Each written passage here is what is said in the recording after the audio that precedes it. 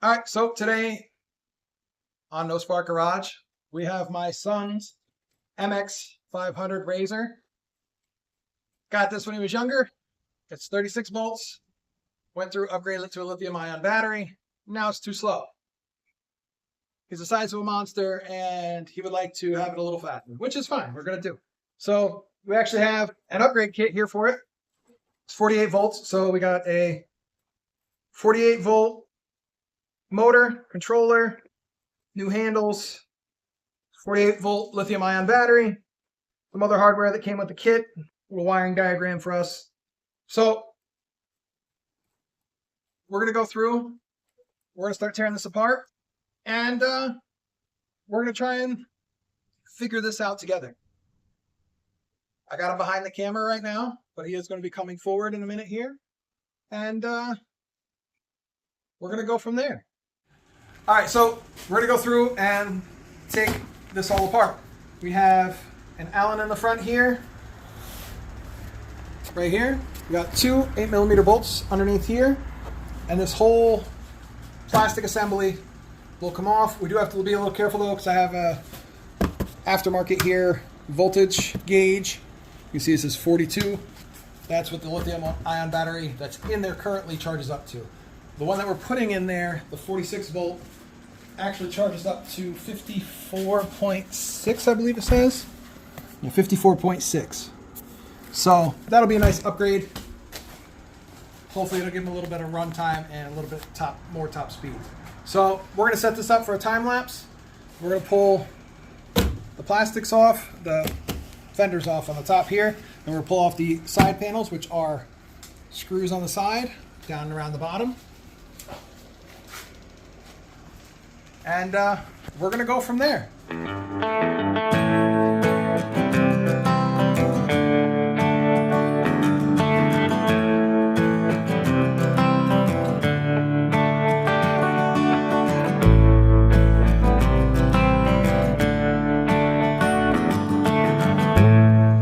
All right, so as you can see, we've pulled everything down, we've got it all disassembled. There was a little more bolts than I remembered. You had to remove the two bolts that were on the side of the faux tank, and then there was a screw under here. I couldn't remember if I put that back or not. If I didn't put that back, this one here and then the two back here would have pulled everything off. Also too, there were two more bolts that were on the top of the plastic engine cover. So you can see here, got some wiring. The original, the T plug for this battery that I put in here. So we got to go through, pull this battery out, pull out this wiring harness and everything, and start fresh. We're going to disassemble everything, pull everything apart, and we'll come back to you once it's all in pieces. To remove the motor, we do have to remove the rear wheel. So 17, I believe, here to get the rear wheel off, and then we've got two Allens on each side. Yep. Well, two Allens, not that size. This size. I think that's a 5mm. Yep. So we've got four holding the motor in place. We've got one holding the battery here and a zip tie that I used, and then we've got two more Allens holding this controller on. We're not going to snip all these wires and everything. We're going to kind of keep everything together. My son might want to try and use it on a different project, so we're going to kind of save this and set it off to the side for now. And once we get it all torn down, we'll let you know how it's going. Got a little bit further on the mx500. You can see here we've got the battery mounted in, controllers in. We've got this guy here, the power converter or whatnot, or not, not power converter, but power block. So we've got everything hooked up here. We've got all the wiring figured out. They flip this camera around. We've got the motor coming in, going, the wires coming out from the controller down into the motor. One of the things that we had to do to get the motor to fit is, you can see how this guy sticks out here. There are two more that sit down in here. Because of how far this sits out, we had to remove the screw, countersink, and this to make it flush to fit down in here. You can't really see it because it's hidden down in there, but you can see where I had screwed in the screws, and you can see that they were sticking out probably 1/4 of an inch, and I ground them off with the flap disc on both sides, just so this way we didn't have to worry about anything catching them, any of that stuff. So that's all good. Why don't we show them how fast it goes? Whoa, whoa, whoa, we're getting there, sir. Relax here, Skippy. So we got our wiring hooked up. I didn't want to mangle this too much because in case we wanted to use it for something else later on. It was already mangled from the last time I was in here. I forgot how bad of a job I did. You do that. You're right, it worked, and it worked for years. But at the same time, It worked. there was a lot of things that were just duct tape, or not duct tape, electrical tapes together, where now I have all the correct actual things. One thing we found out, one thing I did was I did make sure that the brake controller is hooked up. You can see that the original one here had a 3-wire. I nipped that off, and for the original charging port here, I had just cut the wires off of that because we're not going to use that anymore. We don't want it hooked up. We don't want to feed the wrong power supply in here. So we got that done. I extended out the charging cables to match up to this one. And one of the things we were trying to figure out was the speeds. So this thing came in a little switch here, and SSX 3-speed. So if we go down, I think I still have the switch on. So we're gonna hold it up like this. So that's My arm's getting tired already. 1. Oh, here, you pick it up and I'll throw. Okay, hold on. So that was slow. This is medium? This will be medium.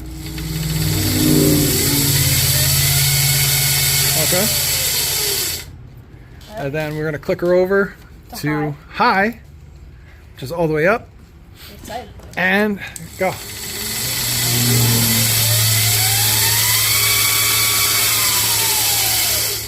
Yeah, that's The whole thing is shaking. the whole bike is shaking. What are you talking about, the wheel?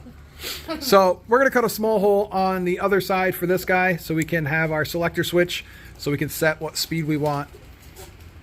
Unfortunately, he's gonna be able to reach it while he's riding, so that might not be a good thing. Maybe we'll just take it out and we'll leave it slow. No.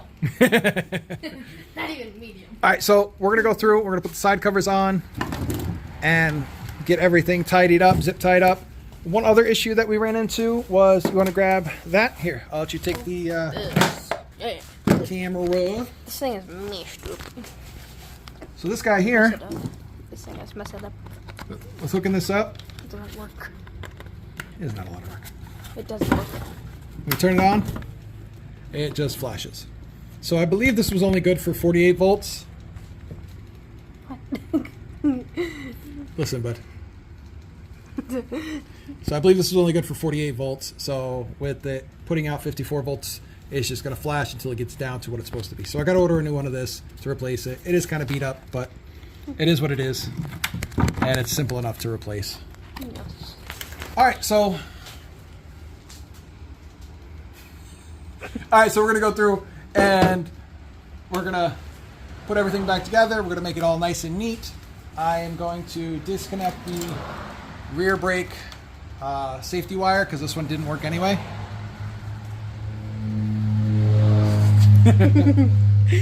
So I'm gonna disconnect the rear brake safety because that one didn't work anyway. So I'm gonna take that one out, get rid of it. The front one does work, so if they jam the front brake while they're holding the throttle, it will shut off. If he jams the rear brake, he'll just slow down. So, which is fine. So we're gonna go through, we're gonna get that all set up. If I hit it while the throttle is going, it'll shut off. I will show you, yeah. So, because the front safety is on, so right now it's a medium. If you hit this front brake, the throttle will shut off while you have this brake held. Really? Yep, so you can see it's not, I have the throttle held, the brake held, and holding the throttle does nothing. Okay. You're not even recording me, are you? Yes, I am. Back up, back up.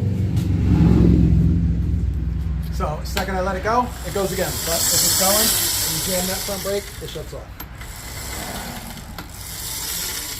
But for the rear brake, if you're going, you can hear the pull, but it won't actually shut off because this sensor is bad. So I do want to get a new sensor, but for right now, we're just going to kind of leave it alone. All right? All right. All right, the next time you see us, This thing will be fully together. it'll be back together. Let's see. And maybe we'll be in a parking lot.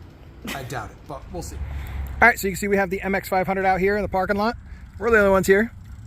So Weston's going to take it down from one end down to the other. We're going to see what the top speeds are, and we'll leave a screenshot at the end of each clip for low, medium, high to let you know how fast it went. Maybe we'll get the max speed on high, though. That's the funniest Well, thing. we'll try. Go ahead.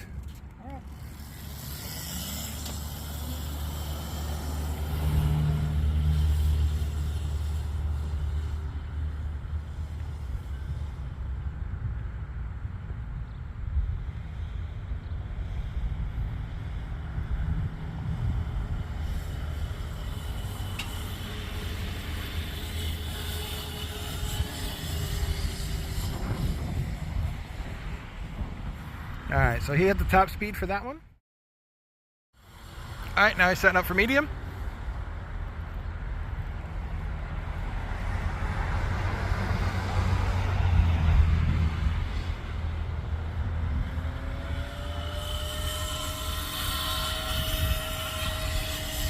About top speed there. All right, now he's lining up for high. He's going to use the longer lane here because the short part of the parking lot here isn't quite long enough to hit top speed for high gear.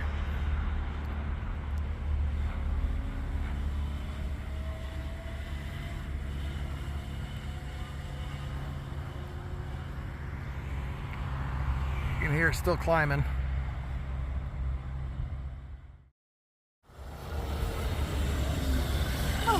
Wobbles. I saw a little bit of speed wobbles. All right, so top speed for low was 15. For medium was 20. And then for high, only got it up to 28. So I'm sure it sounded like it had a little bit more to go, but with the with only the dirt bike tires, you know, he's got a little bit of a speed wobble in there, so we got to get some better tires on there. So as you can see, what we got accomplished. Definitely better, definitely more fun for him. You can tell he's a taller kid, so it'll be more fun for him. If you like this kind of content, like, share, subscribe, hit the notification bell, and this way you know when we post new videos. And we're gonna keep doing what we do. Thanks for watching. Go.